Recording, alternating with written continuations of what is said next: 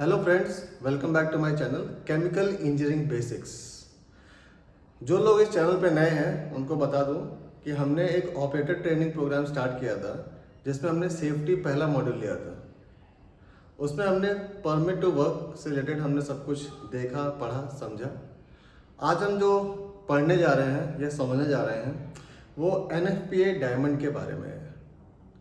ये सवाल कई बार इंटरव्यूअर में आपसे हमेशा पूछ लेता है कि आप NFPA डायमंड के बारे में कितना जानते हैं, और ये हमेशा आपसे पूछा ही जाएगा और आपको पता भी होना चाहिए जब आप किसी हैजार्डस केमिकल कंपनी में काम करते हैं। NFPA मतलब होता है national fire protection association.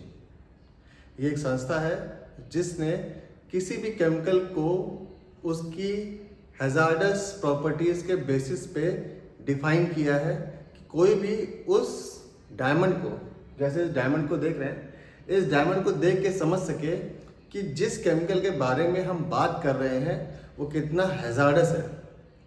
Hazards को 4 पार्ट में बांटा गया है उस केमिकल के।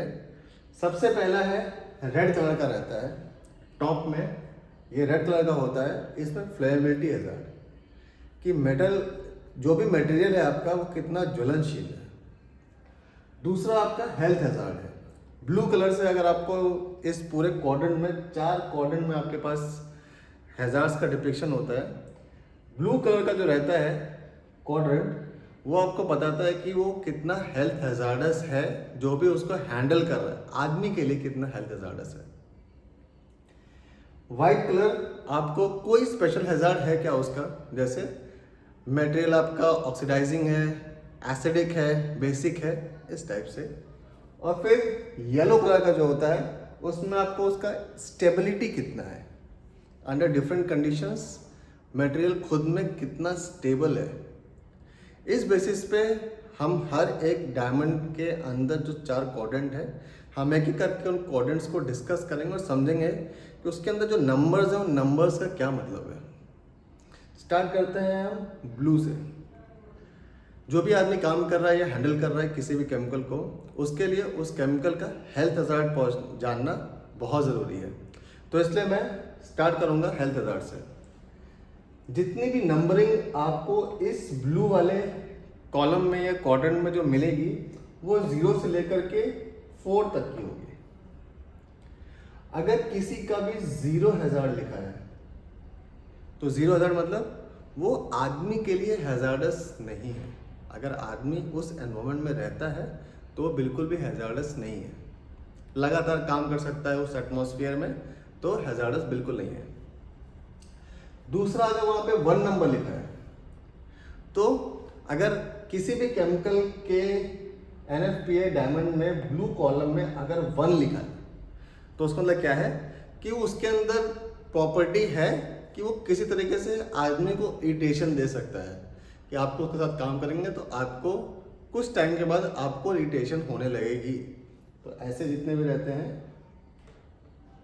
उसमें आपको 1 नंबर दिया रहेगा ब्लू कॉलम में।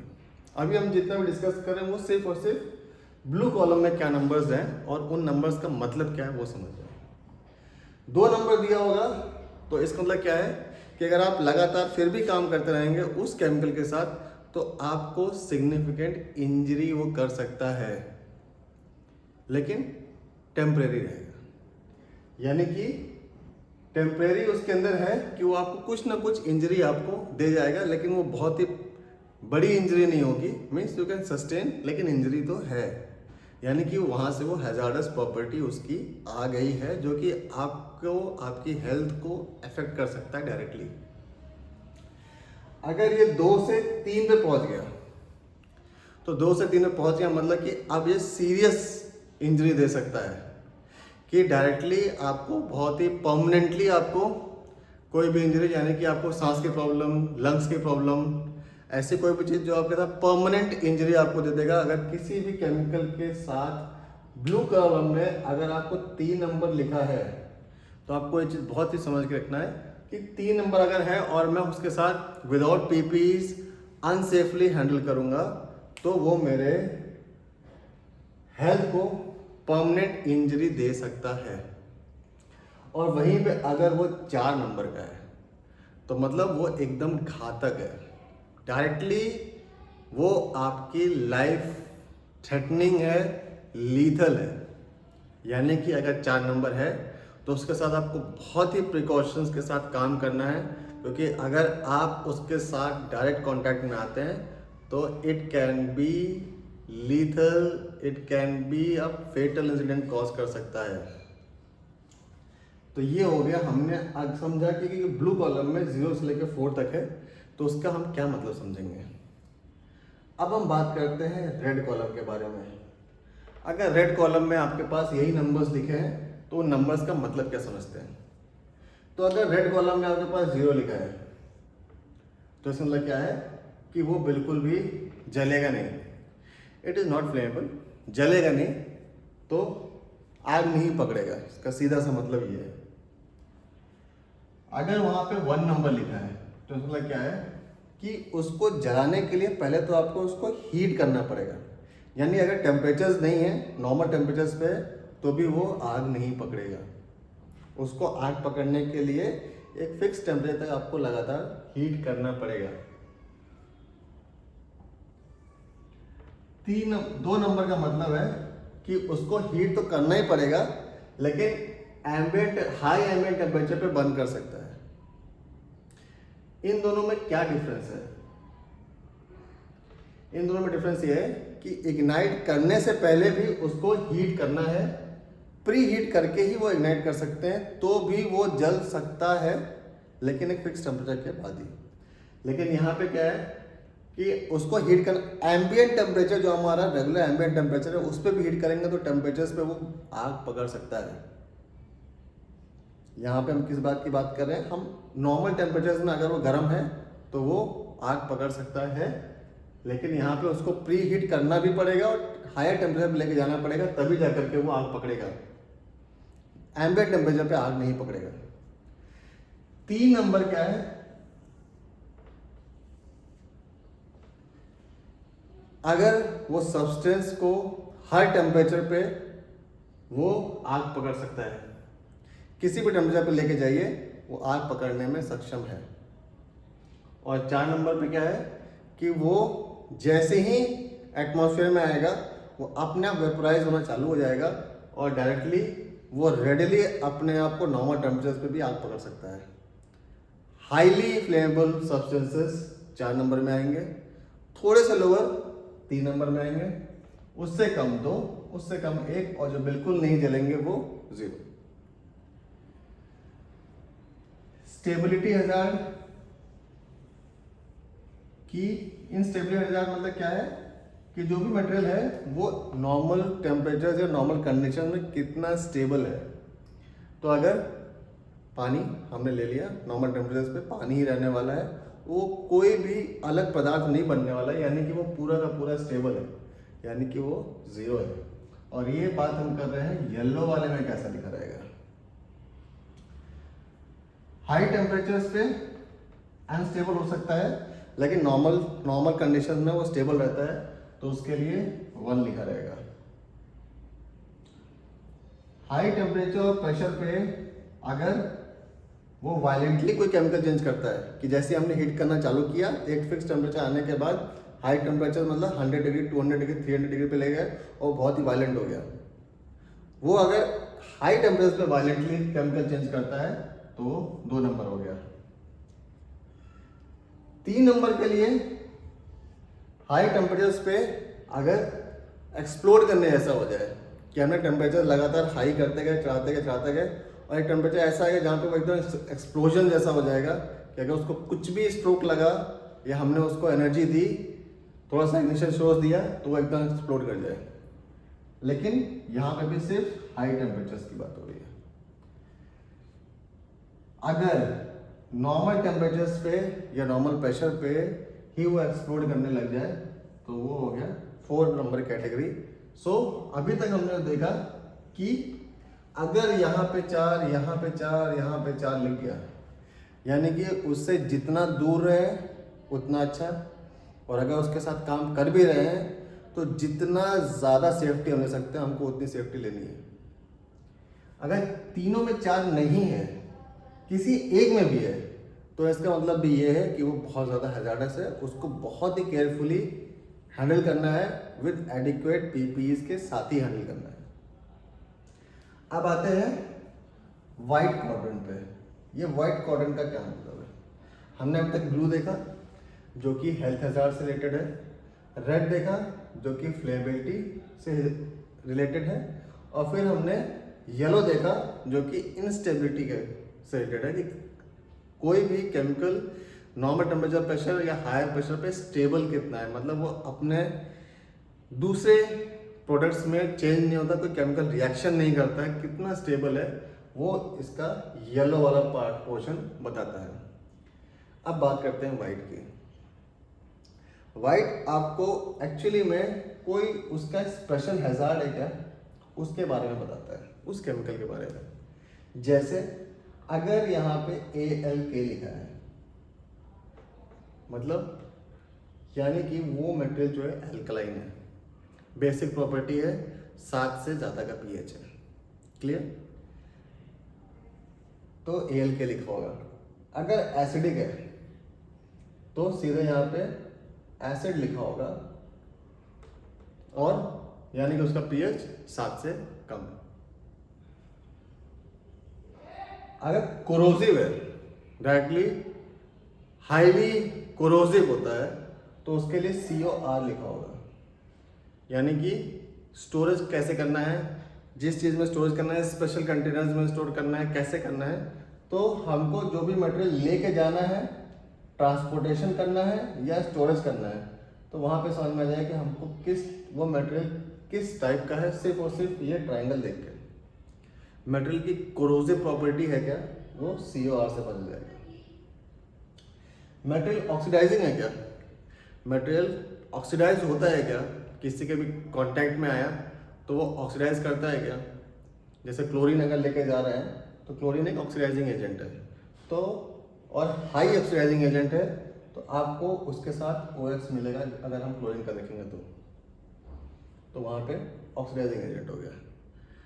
अगर ऐसा साइन बन के जाता है, यानी कि वो मटेरियल रेडियो एक्टिव है, उसके अंदर रेडियो एक्टिव प्रॉपर्टीज़ हैं और उनसे बच के रहना है, उनको लेड कंटेनर्स या फिर स्पेशल कंटेनर्स के अंदर ही उनको स्टोर करना है अगर वो रेडियो एक्टिव है। तो अगर W बना है और उसके ऊपर कट का निशान है, तो इसका मतलब ये है कि वो वाटर के साथ अगर कांटेक्ट में आ गया तो बहुत ही हाईली रिएक्ट करता है, एक्सप्लोजिव हो जाता है। और अगर W काट के OX लिखा है, तो इसका मतलब क्या है कि वाटर के साथ तो एक्सप्लोड करता ही, एक्सप्लोजिव हो ही जाता है, साथ में ऑक्सीडाइजिंग नहीं चल रही है। तो सिर्फ NFPA डायमंड से भी अगर हम समझते हैं, और NFPA डायमंड पे किसी भी केमिकल का हमको पता होता है, तो हमको वहीं से समझ में आ जाता है कि मटेरियल का नेचर कितना हैजार्डस है। तो हमको अगर सिर्फ NFPA डायमंड भी दिख जाएगा तो उसको स्टोर कैसे करना है, कितना ज़्यादा फ्लेमेबल प्रॉपर्टीज़ है, उसके साथ कितना आसानी से, कितने आराम से, कितना कॉशियस होकर के हमको उसको हैंडल करना है, स्टेबल है, अनस्टेबल है, तो किस टेम्परेचर्स पे, किस प्रेशर्स पे उसको हम स्टोर कर सकते हैं, हैंडल कर सकते हैं, नॉर्मल कंडीशन में हम उसको बाहर रख सकते हैं कि नहीं रख सकते हैं। हेल्थ हैजार्ड्स, हमको कितना हैजार्डस है उसको हैंडल करते समय, तो हमको ये भी समझना पड़ेगा कि जो भी उसको हैंडल कर रहे हैं, पहली बात तो कितना हैजार्डस है, उसको हैंडल करने के लिए हमको कौन कौन सी पीपीज पकड़ने हैं। अगर बहुत ही ज़्यादा सीरियस है, 3 नंबर का है या 4 नंबर का है, तो हमको, और गैसियस स्टेट में है, तो हमको SCBA सेट पहनना पड़ेगा। ये हमको सिर्फ और सिर्फ उसकी प्रॉपर्टी बता देती है। या फिर ये सीरियस है, परमानेंट है, परमानेंट इंजरी कॉज कर सकता है, या लीथल है, तो इसके लिए भी उसका साथ में MSDS में डेटा दिया होगा कि वो कितना उसका कॉन्सेंट्रेशन होगा कि वो लीथल होगा। ये तो है कि लीथल है, अगर ज़्यादा कॉन्टैक्ट में आ गया आदमी के तो लीथल हो गया, यानी कि सीरियस तो है, लेकिन अब उसके और डीप में नॉलेज चाहिए कि वो कितना लीथल हो सकता है, कि कितने ppm, कितना कंसंट्रेशन होगा आपके एटमॉस्फेयर में कि लीथल होगा, वो आपको MSDS बताएगा। लेकिन यह आदमी के लिए लीथल है, या तो हमको यहाँ से बच जाता है। कोई स्पेशल प्रॉपर्टी उसकी है जो हमको ध्यान रखनी है कि हमको पानी से दूर रखना है, या फिर रेडियो एक्टिव है तो उसका स्टोरेज वैसा होना चाहिए, लेके जाते समय कैसे रखना है, प्लांट में कैसे स्टोर करना है, कोरोसिव है क्या, किस पाइपलाइन में कैसे फ्लो करना है, किस टाइप का पाइपलाइन, किस मटेरियल की एमओसी होनी चाहिए कि उससे वो करोड नहीं हो, एसिडिक या बेसिक नेचर है वो समझना है। तो बेसिकली एनएफपी आपको सिर्फ और सिर्फ उस केमिकल का एक ओवरव्यू देता है, आपको हैजार्ड समझ में आते हैं, और ये हैजार्ड्स आपको एक शॉर्ट फॉर्म है एमएसडीएस में जितने भी हैजार्ड्स लिस्टेड होते हैं उसका एक समझ लीजिए एक समरी है। अब समझते हैं, एक एग्जांपल लेते हैं।